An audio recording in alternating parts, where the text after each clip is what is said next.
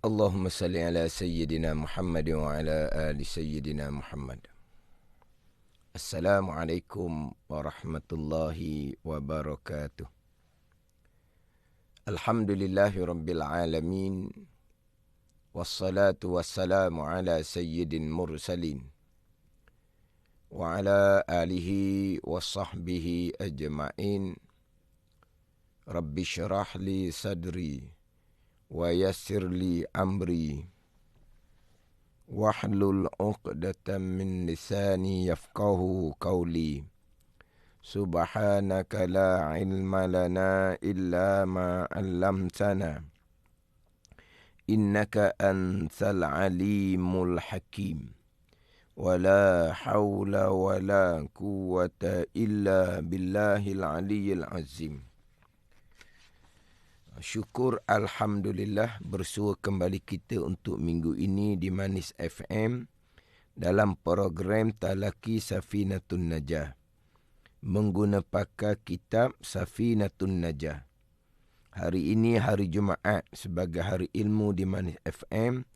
Setiap jam 6 petang kita akan bersama-sama menimba ilmu pengetahuan dalam soal agama. Kita juga sekarang ini bersiaran langsung di Facebook Manis FM dan anda semua boleh kongsikan live tersebut bersama yang lain. Semoga segala ilmu yang saya kongsikan dapat kita sama-sama amalkan. Jadi insya-Allah untuk petang ini akan masuk pada pembicaraan yang baharu, yakni pembicaraan berkaitan dengan istinja. Pembicaraan yang terdahulu ada pembicaraan berkaitan dengan alamat baligh. Jadi untuk minggu ini akan membicarakan tajuk yang baru, iaitu tajuk berkaitan dengan istinja. Lepas bicara istinja, pergi kepada tajuk wuduk. Lepas dia bicara istinja, pergi kepada bicara berkaitan dengan wuduk.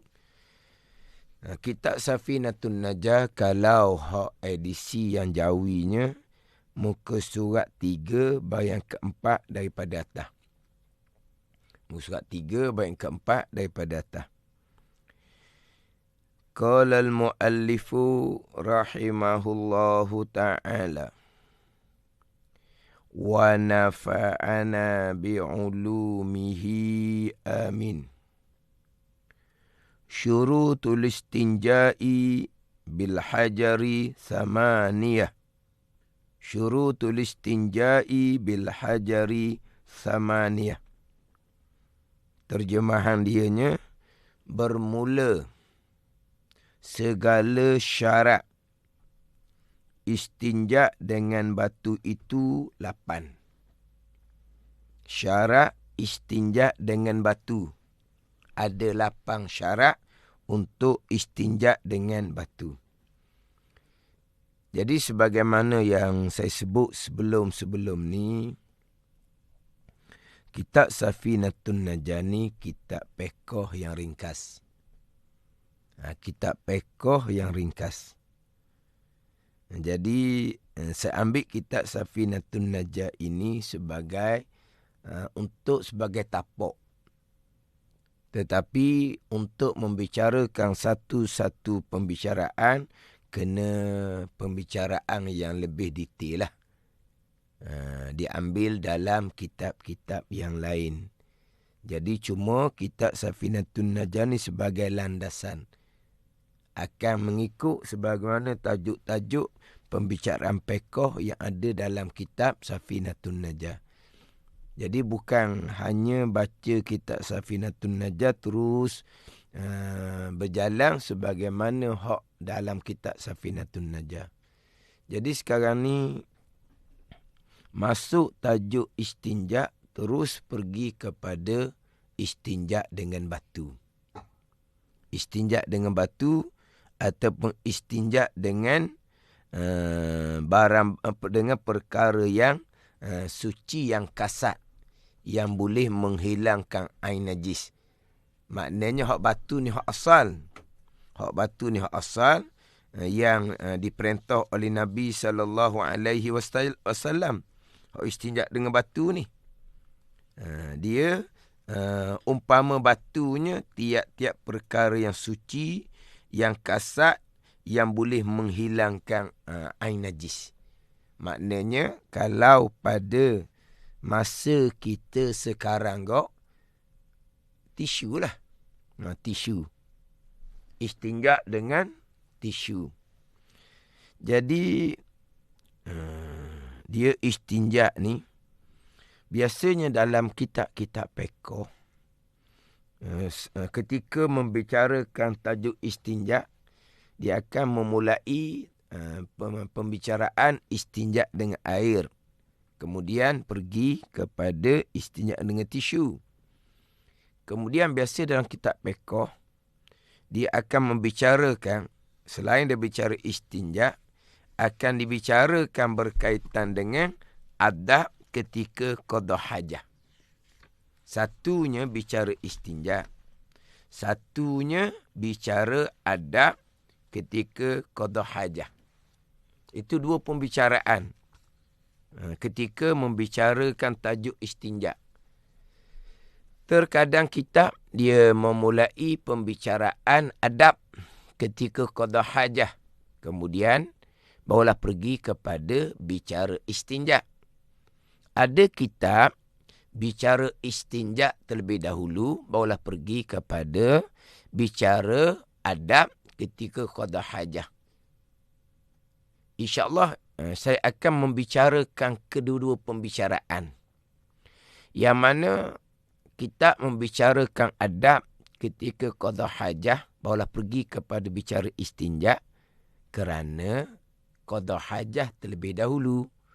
Selesai beres, barulah pergi kepada istinja.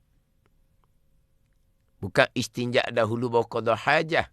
Jadi qada hajah terlebih dahulu, maka dibicarakan permulaan adalah adab ketika qada hajah. Barulah selesai qada hajah, istinja. Barulah bicara berkaitan hukum istinja. Dan setengah kitab fiqh pula dibicara istinja dahulu. Selesai bicara istinja, barulah bicara berkaitan dengan adab ketika qada hajah. Kenapa bicara istinja dahulu? Adab qada hajahnya kemudian. Sebab istinja hukumnya adalah wajib. Adab ketika qada hajah sebahagian besarnya adalah adab yang disunatkan. Sebahagian besarnya adalah adab yang disunatkan.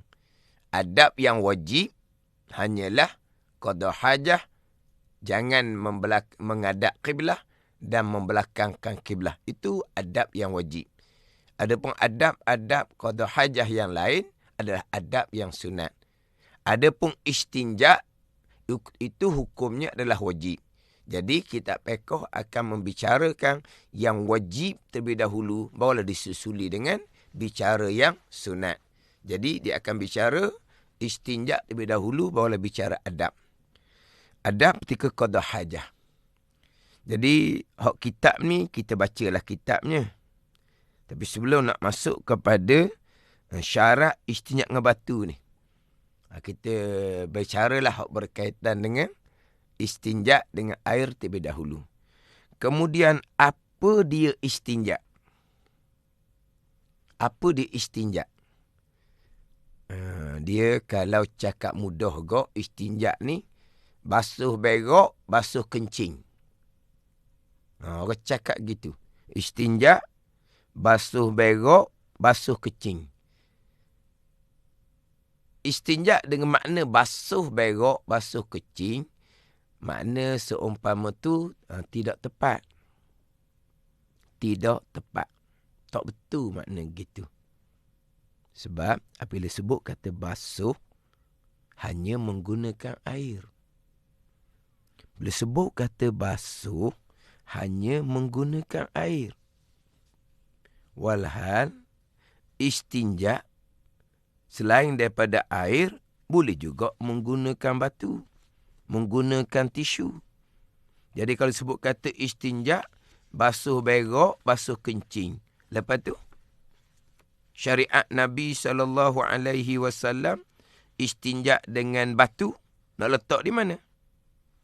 Yang mana syariat undang-undang agama. Istinja dengan air, ini syariat yang qadimah. Yang mana syariat ummah-ummah yang terdahulu pun istinja dengan air juga. Jadi istinja dengan tisu ni adalah syariat khususiyah kepada ummah Nabi sallallahu alaihi wasallam. Syariat khususiyah kepada ummah Nabi sallallahu alaihi wasallam. Itu syariat Nabi tu. Istinja dengan batu, istinja dengan tisu. Yang mana hak istinja dengan batu ni hadis sahih. Hadis sahih Imam Bukhari Muslim. Hadis sahih riwayat dari Imam Muslim. Hak berkaitan dengan istinja ni. Ini syariat Nabi, syariat khususiyah. Syariat istinja dengan batu ni hanya disyariatkan kepada ummah Nabi sallallahu alaihi wasallam. Jadi kalau sebut kata istinja ni basuh berak, basuh kencing, jadi hanyalah pergi kepada istinja menggunakan air sahaja. Tak betul seumpama tu. Dan memang ramai orang kitanya yang tidak mengetahui pun syariat Nabi SAW istinja dengan batu. Tidak mengetahui pun. Bukan kalau sebut istinja dengan batu ni, orang senyum. Dia kata, tu bukan orang Islam. Hak istinja dengan batu tu. Hak tu orang hak berak tak basuh, dia cakap kapung. Berak tak basuh. Pakai sapu dengan tisu.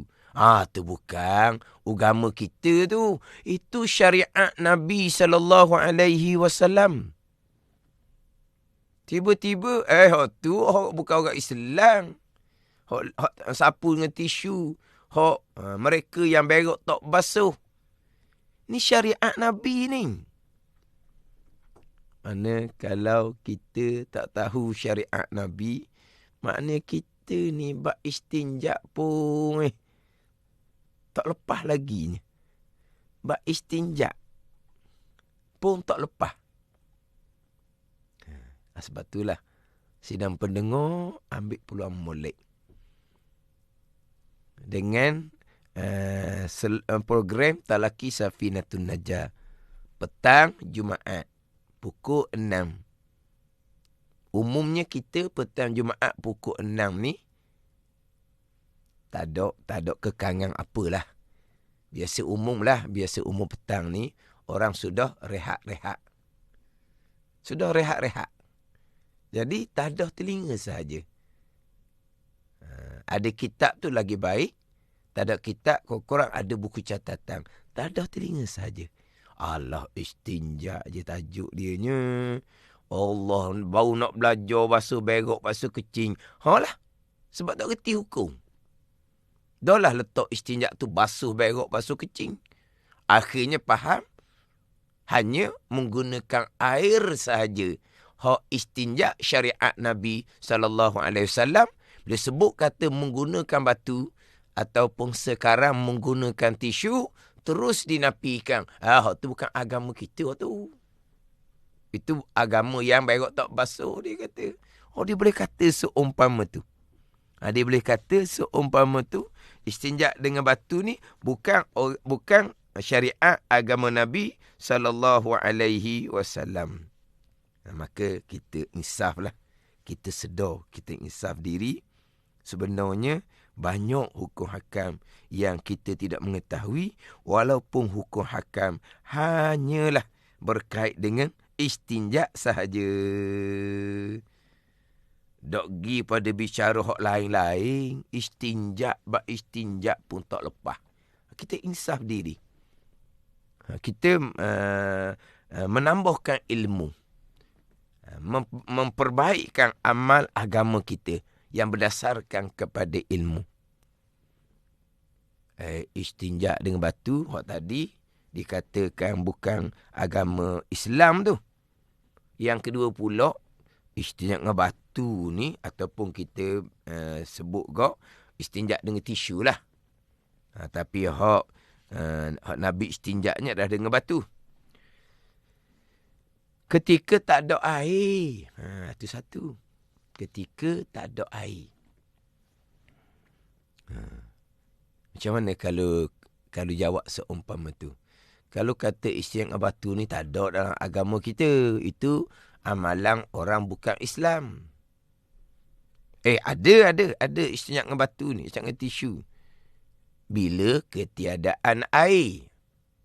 Nampak macam pandai sikit lah. Hak tadi tu tak ada langsung istinjak dengan batu ataupun tisu.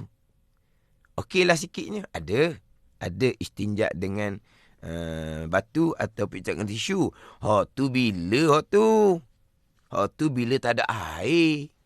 Tak ada air ni kalau di tempat kita gak secara umum gak tak berlakulah tak ada air. Jadi tak ada lah istinjak dengan batu dengan tisu sebab air kita banyak. Tu salah juga. Salah juga tu. Lepas tu macam mana? Tepuk dahi. Dia salah ni kan. Salah tepuk dahi. Ke tepuk dahi ni kenapa? Tepuk dahi ni kecewa. Kecewa tepuk dahi. Kecewa lah.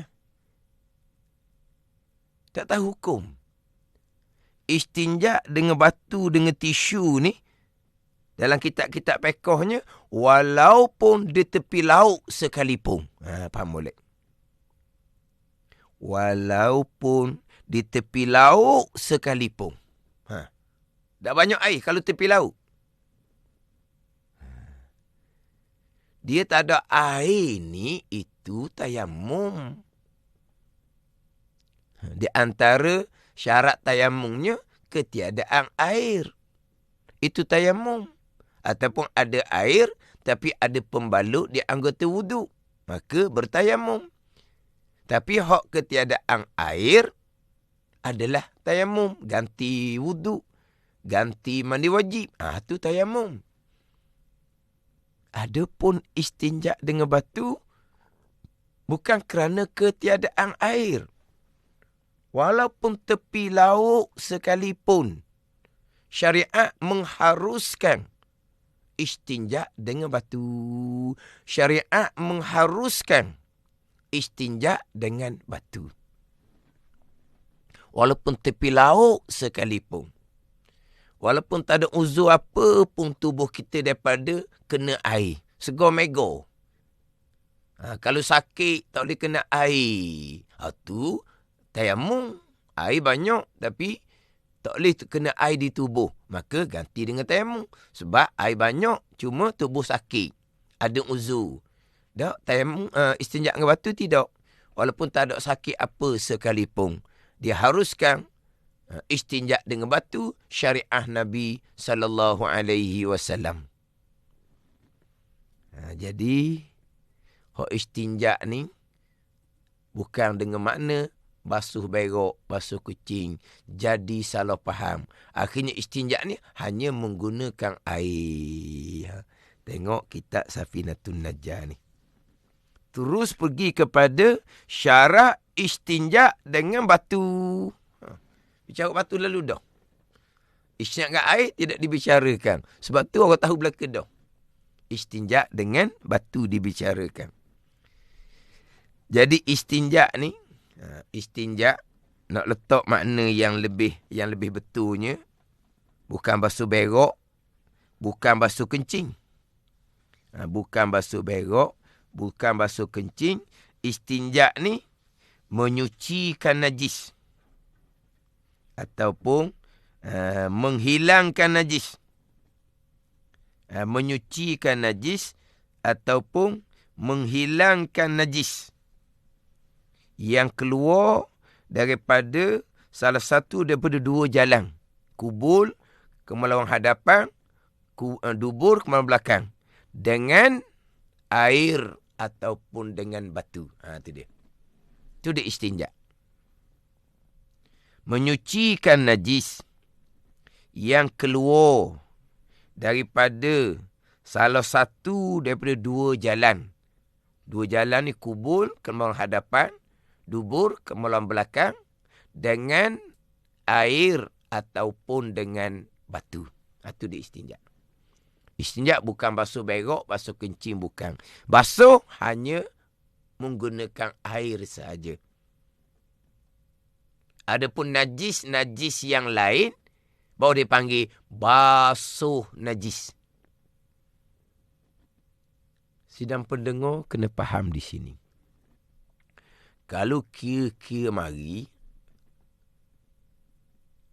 istinja ni dengan tajuk basuh najis, kalau kira-kira marinya seperti tajuk yang sama. Kira-kira marilah seperti tajuk yang sama antara istinja dengan basuh najis. Bab najis tu dia akan bicara di muka surat 8. Bab najis dibicara di muka surat 8. Kalau sekali imbah, istinja duduk di bawah tajuk najis dan cara menyucikan najis. Dia tajuk najis ni dua. Satunya bicara apakah benda yang dihukumkan najis, berapakah bahagian benda yang dihukumkan najis, mukhaffafah, mutawassitah, mughallazah. Kemudian pergi kepada cara-cara menyucikan najis. Hak mukhaffafah, mutawassitah, mughallazah sama ada yang aini ataupun yang hukmi. Itu najis. Tajuk najis dan cara menyucikan najis. Kalau kita sekali imbah tengok, apa beza najis yang lain dengan najis yang keluar daripada dua jalan.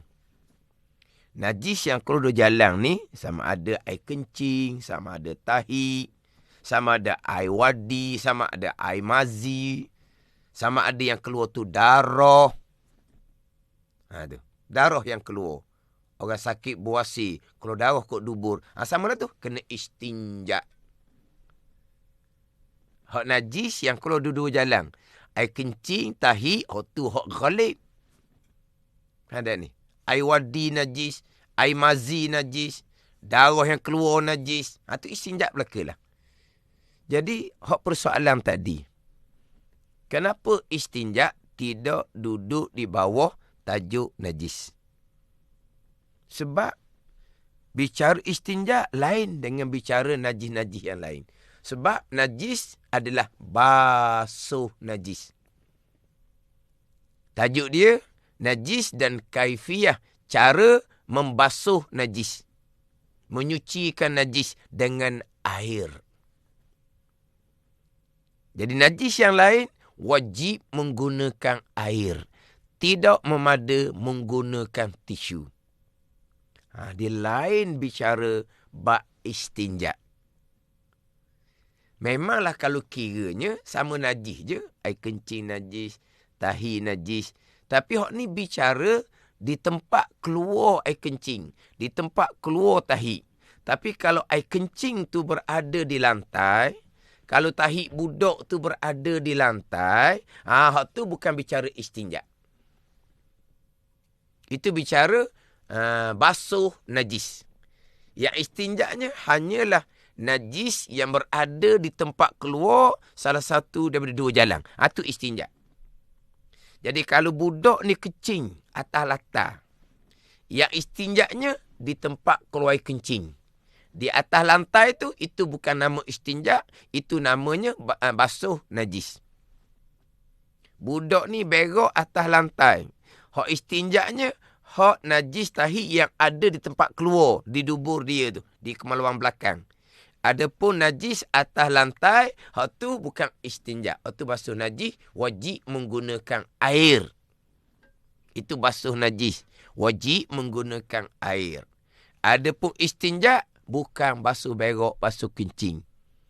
Menyucikan najis yang keluar daripada salah satu dua jalan, kubul kemaluan hadapan, dubur kemaluan belakang, dengan air ataupun dengan batu. Ni istinja. Itu dia. Jadi tajuk yang lain daripada istinja dengan najis dan kaifiah membasuh najis. Ini kena faham situ lah. Dia basuh memang air. Basuh memang dengan air, syarat kena ada air yang mengalir. Air yang bertitik. Itu dia panggil basuh. Basuh najis, syarat kena ada air yang mengalir. Bukan hanya menggunakan kain yang basah untuk melap atas najis, tidak memada. Sebab dia basuh. Bila basuh, kena ada air yang mengalir. Kena ada air yang bertitik.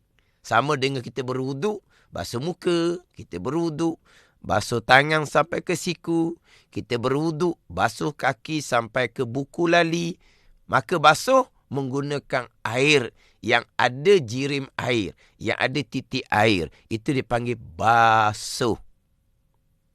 Basuh najis, basuh muka, basuh tangan sampai ke siku, basuh kaki ketika berwuduk. Yang sapu hanyalah kepala. Adapun istinja bukan basuh. Istinja bukan basuh berok, basuh kencing bukan. Istinja menyucikan najis yang keluar daripada dua jalan, sama ada kubur ataupun dubur, dengan air ataupun dengan batu. Ini sebagai permulaan bicara bab istinja.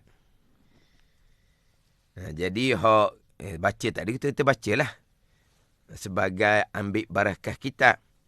Jadi sebelum kita nak perici syarat istinja dengan batu ni, kita unduhlah istinja dengan air. Istinja dengan air. Sebab dia nak istinja dengan tisu ni ada nak sebut apa? Istinja dengan batu ke istinja dengan tisu? Sebab kata istinja dengan batu kan orang terdengar. Memang tajuk kitab ni syurutul istinja'i bil hajar. Syarat-syarat istinja dengan batu. Tapi kita dengar dengan batu tu, tak ada lah orang cari batu, orang akan menggunakan tisu. Jadi saya sebut batu dan tisu lah, senang. Saya sebut batu dan tisu. Sebab kalau dengan batu ni sepakat ulama'.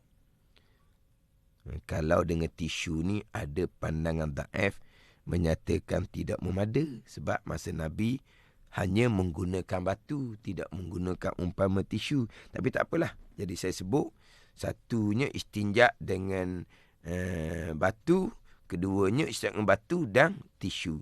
Jadi ada syarat dia. Jadi pergi dahululah kepada istinja dengan air. Kita istinja ni dengan air dan dengan batu ataupun tisu ni, yang paling afdalnya adalah menggunakan dua-dua cara. Itu yang paling afdal. Menggunakan dua-dua cara. Dua cara macam mana? Menggunakan batu ataupun tisu terlebih dahulu, hilang dia punya air najis, barulah diiringi dengan menggunakan air. Itulah istinja yang nombor satu. Itulah istinja yang nombor satu. Yang kita duk guna istinja dengan air sahaja, itu nombor 2. Istinja dengan batu sahaja dalam keadaan airnya banyak, itu nombor 3. Hak kita duduk istinja dengan air semata-mata, itu nombor 2. Bukan hak paling afdal, bukan istinja hak nombor 1. Hak paling afdal, istinja hak nombor 1-nya adalah himpun antara menggunakan batu ataupun tisu, barulah diiringi dengan menggunakan air. Apabila digunakan batu ataupun tisu terlebih dahulu, maka hilang habis dah ain najis. Air kencing tak ada dah, kering dah. Kalau kata berok tahi pun tak ada dah, tinggal kesan-kesan dia sahaja. Lepas daripada tu, barulah guna air maka air yang digunakan akan sedikit sahaja. Sebab sudah tidak ada air najis. Dan juga kalau istinja seumpama tu, air yang digunakan tidak banyak dan kurang timbul keraguan ataupun dipanggil waswas ke dalam hati kita. Sebab kalau hanya istinja dengan air, bersekali dengan air najis itu zat tahi, bersekali dengan zat tahi, air najis itulah, bersekali dengan zat tahi air najis, yang mana terkadang apabila air tu mengercik, kena ke betih ke kaki ke, dia boleh menimbulkan keraguan, waswas. Air yang kena tu bercampur dengan air tahi ke. Sebab terkadang apabila istinja dengan air sahaja ni, terkadang kita boleh terperasan bahawa di tepi-tepi tandas tu ada halu-halu air tahi. Air tahi. Hok kuning-kuning tu ada halu-halu tepi tandas kita tu. Mari mana tu? Mari daripada ketika air tahi tu banyak didubur, terus menggunakan air. Air yang diguna pula air yang kuat pula dia buka, habis pusing kepala pahit itu. Air jadi kuat. Jadi air tahi didubur tu terkadang akan ada di tepi-tepi tandas. Inilah yang akan menimbulkan keraguan ataupun waswas ke dalam hati. Adapun kalau menggunakan batu ataupun tisu, tak ada dah air najis. Yang ada hanya kesan dia sahaja. Apa kesan? Umpama bau dia sahaja. Kemudian menggunakan air, yang pertama airnya sedikit, yang kedua tidak akan timbul keraguan dalam hati. Sebab air yang kita gunakan untuk istinja mengiringi menggunakan batu dan tisu, tidak ada dah air najis yang bersekali dengan air. Dan inilah himpun antara menggunakan batu ataupun tisu kemudian diiringi dengan menggunakan air adalah amalan ahli Quba. Jadi ahli Quba ni hadis yang diriwayatkan. Daripada Ibnu Abbas radhiyallahu anhumah.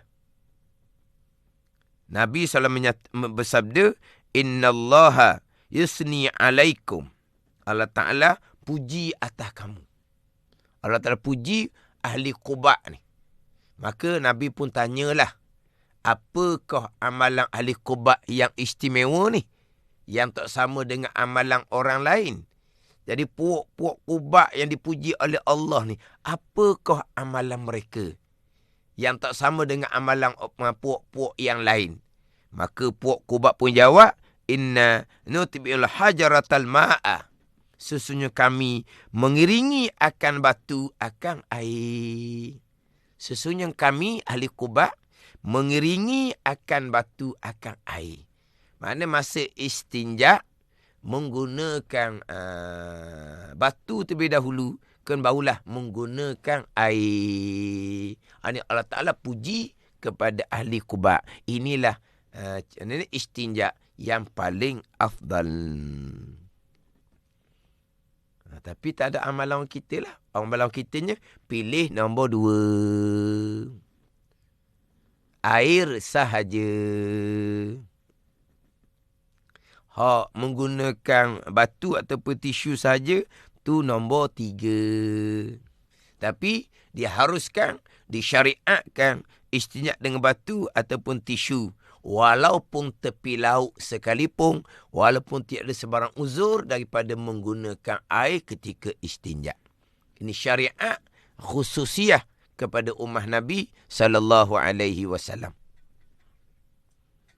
Jadi antara menggunakan air sahaja dengan menggunakan tisu sahaja, menggunakan batu ataupun tisu sahaja, memanglah afdal menggunakan air. Sebab air ni dia menghilangkan ain najis, zat najis, serta air ni juga boleh menghilangkan dia punya kesan-kesan najis. Bekas-bekas najis. Mana bekas najisnya? Bekas najis ni daripada bau dia contohnya. Jadi menggunakan air ni, air najis hilang, bekas najis, sifat najis pun hilang. Sebab itulah menggunakan air sahaja lebih afdal daripada menggunakan batu ataupun tisu sahaja. Yang mana menggunakan batu ataupun tisu ni, walaupun berada tepi laut sekalipun, dia hanya boleh menghilangkan air najis sahaja. Adapun bekas-bekas najis, bau contohnya, tidak dapat dihilangkan dengan dengan batu ataupun tisu. Sebab tu afdal menggunakan air. Tetapi ada ketika lebih afdal kita menggunakan batu ataupun tisu daripada menggunakan air. Yang tadinya, yang paling afdal adalah menggunakan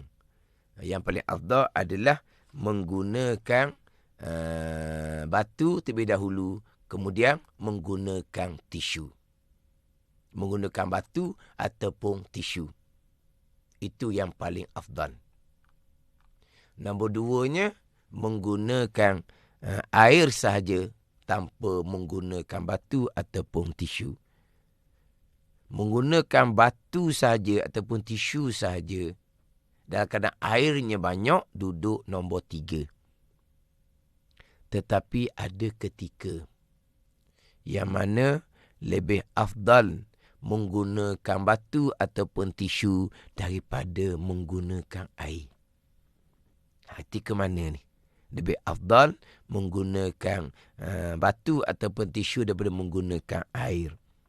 Ketika kita rasa tidak selesa, kalau menggunakan batu ataupun tisu sahaja, kita akan rasa macam tak selesa.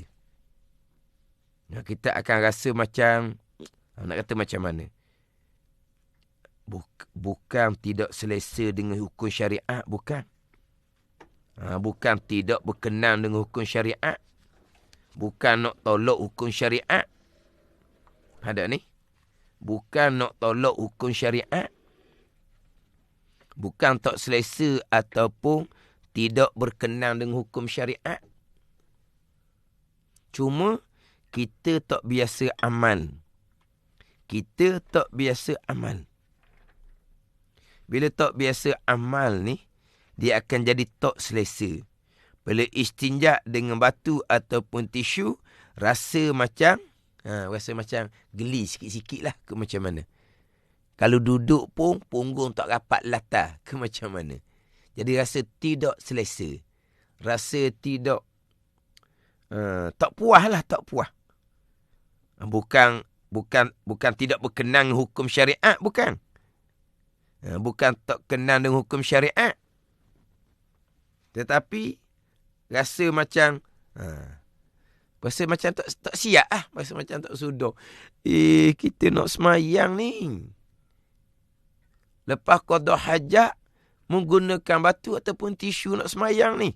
Maka kalau hati seumpama tu, di saat ditika seumpama tu, afdal kita menggunakan batu ataupun tisu sahaja. Lebih afdal daripada menggunakan air sahaja. Biar lama-lama tu kita panggil apa? Kita panggil, kalau cakap kapung kok, kalih. Kalih ni rasa macam okey dah. Kalih dah. Barulah pindah kepada hak nombor 2-nya, menggunakan air saja. Lepas tu naik pada nombor 1, menggunakan batu ataupun tisu, kemudian iringi dengan air. Ada ketika afdal menggunakan batu ataupun tisu daripada menggunakan air. Ataupun sekurang-kurangnya ketika istinja, ketika buang air kecil. Jadi masuk tandah tu, bawa tisu. Dan tandas tu ada air pahit. Betul. Bawa tisu. Jangan guna air pahit tu. Pakai tisu. Keluar tu macam mana? Rasa macam mana? Jangan pula keluar dari tandas, kain pelekat pegang, seperti budak bawa berkhitang. Oh, nanya lagi tu. Buat apa tu? Keluar tandas, kain pelekat pegang macam bawa berkhitang. Allah nak belajar. Istinja dengan tisu. Air banyak dalam tandas tu kan? Yelah, walaupun air banyak dalam tandas sekalipun, walaupun tepi laut sekalipun, dia haruskan syarat membenarkan istinja dengan batu ataupun tisu. Jadi, kalaulah istinja dengan batu tisu ni, rasa tak selesa rasanya. Guna batu dan tisu. Lawan nafsu dahulu. Lawan nafsu macam mana? Hukum syariat kata harus, boleh pakai batu ataupun tisu, berasa macam bersalah pula dah. Nafsu ni. Syarat kata okey. Dia haruskan, dibenarkan isyak dengan batu. Walaupun tepi laut sekalipun. Walaupun tepi batang pahit sekalipun. Tapi hati, rasa macam bersalah. Syarat membenarkan. Syarat mengharamkan. Quran melarang terang-terang. Wala yarta' ba'dukum ba'da. Jangan mengumpat oleh setengah akan setengah kamu. Quran larang terang-terang, tapi manih-manih, nafsu berkenang sangat. Ni nafsu pelik. Syarak membenarkan, rasa tak selesa. Syarak Al-Quran kata, jangan mengumpat. Manih-manih mengumpat. Kalau tak boleh mengumpat tu, rasa tak sempurna hidup. Ni nafsu apa seumpama tu? Syarat membenarkan, rasa tak selesa. Kalau dah keadaan seumpama tu, afdal menggunakan batu ataupun tisu terlebih dahulu. Kemudian barulah kembali kepada menggunakan air. Kemudian yang paling afdalnya menggunakan batu ataupun tisu kemudian diiringi dengan air. Contoh tadilah ketika buang air kecil, masuk tandas, bawa tisu. Tengok macam mana rasa hati kita. Rasa hati kitanya, okey, alhamdulillah. Ini syariat Nabi SAW. Rasa selesa. Nak semayang. Betul lah nak semayang lah ni. Nak semayang. Sebab apa? Sudah sah semayang kita dengan istinja. Dengan batu ataupun dengan tisu. Jadi ada ketika afdal menggunakan batu ataupun tisu sahaja daripada menggunakan air sahaja. Yang mana kalau dalam keadaan situasi biasa, yang afdalnya menggunakan air lah daripada menggunakan batu ataupun tisu, sebab air boleh menghilangkan air najis serta bekas-bekas najis. Kalau batu ataupun tisu hanya boleh menghilangkan air najis sahaja, tapi yang paling afdal adalah menggunakan batu ataupun tisu terlebih dahulu, kemudian barulah diiringi menggunakan air. Itu cara istinja nombor 1.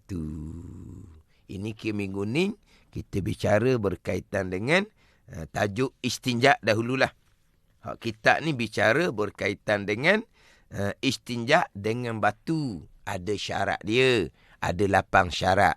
Tidak cukup syarat 8 syarat ni, maka wajib istinja dengan air. Nanti. Dia nak istinja dengan batu ni ada 8 syarat. Kalau 8 syarat tidak dilengkapi, maka wajib istinja dengan air. Dia gitu.